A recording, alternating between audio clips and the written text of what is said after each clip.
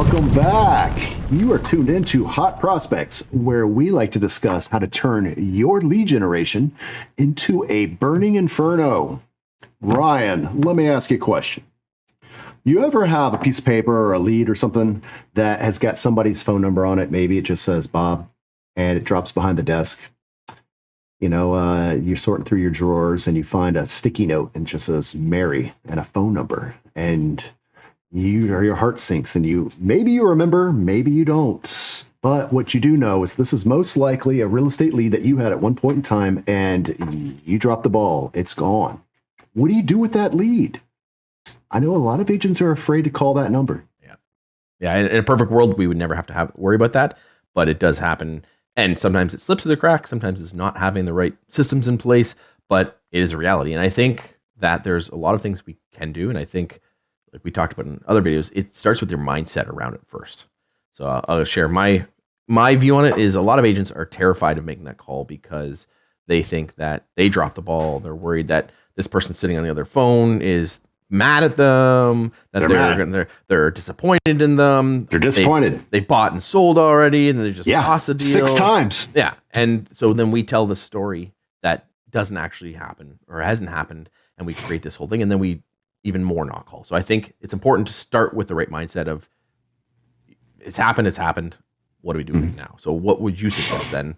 I'll tell you what, when I see that, when this first started happening to me, I was a newish agent. I still had that new agent smell. And I just, my heart would sink. I would have this feeling like I have messed up and I have disappointed this person and they are going to be very upset with me if I call because I said I'll call them back. And I obviously did not, because that's the way I end all of my conversations is trying to make an appointment for the next time to speak or to follow up or to call them again. And I'm afraid they're going to put their hand through that phone and just choke me around the neck. So what I did instead was I called the number. I called it, said Bob. It didn't have a last name. It didn't have an address. It didn't have any notes whatsoever. It was just a phone number. And I called the number and I said, "Hi, Bob. This is Peter Porcelli, the real estate agent. Do you remember me?"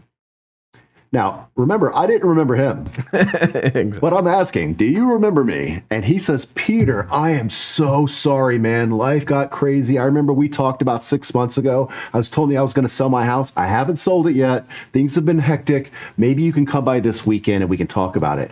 And I was like, "Oh, yeah." This was literally a sticky note that I found behind the desk. It's gold. Yeah, it was on yellow paper too.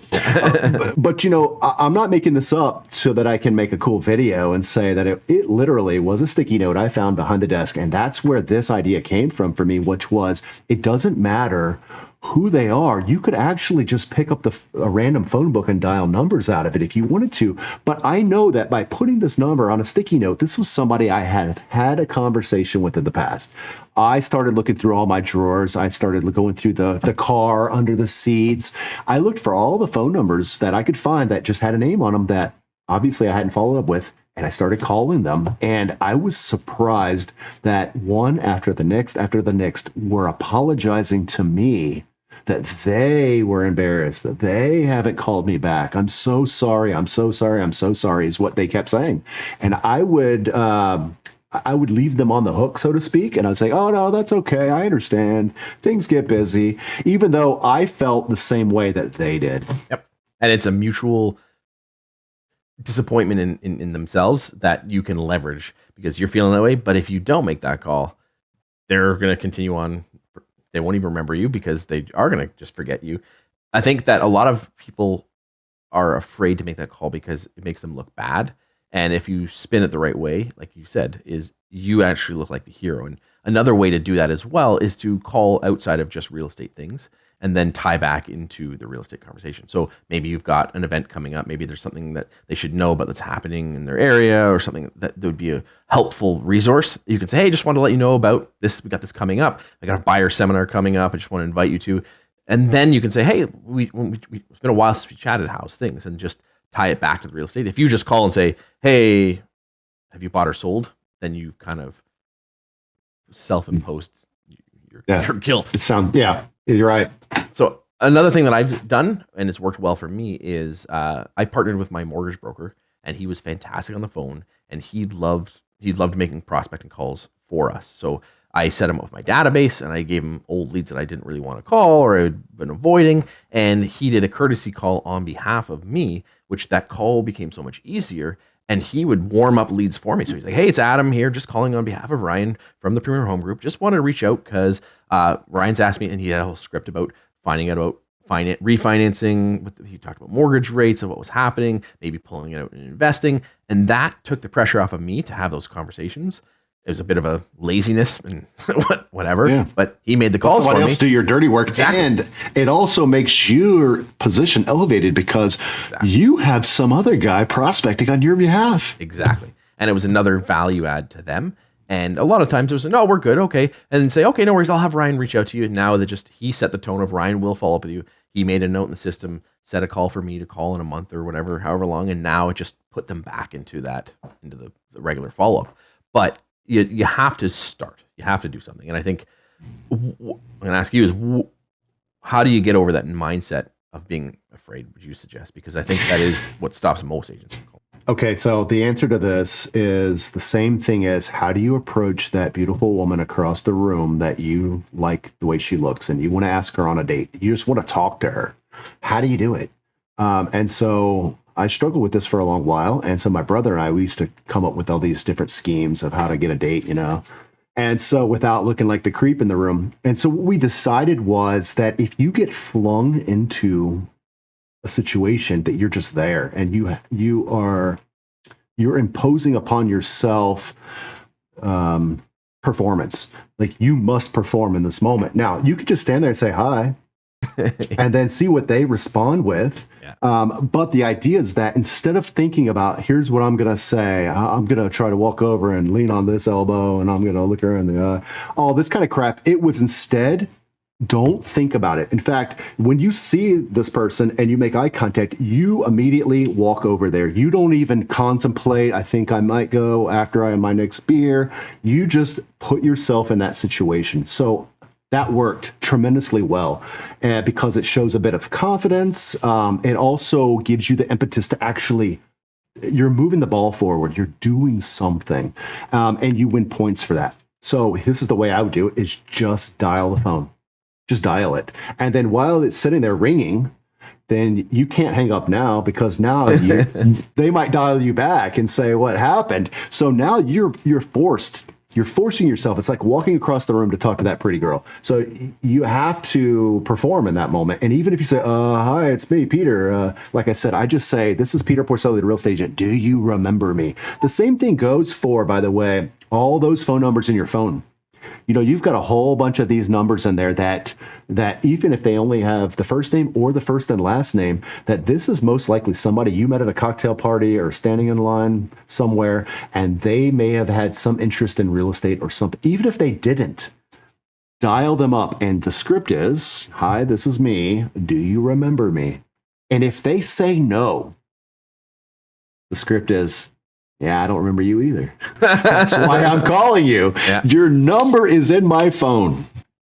So did you go to college here? Did you work there? Do you live in this town? Something to see if we can jog each other's memory of how we met. If the answer is no, we still can't figure it out very quickly. I say, okay, that's fine. Selflessly or selfishly, I was actually calling to find out, who do you know looking to buy or sell real estate? Because the thing is, I'm on a mission to help 20 families every month with their real estate needs. And I'd really love your help in doing so. I just can't find enough people this month.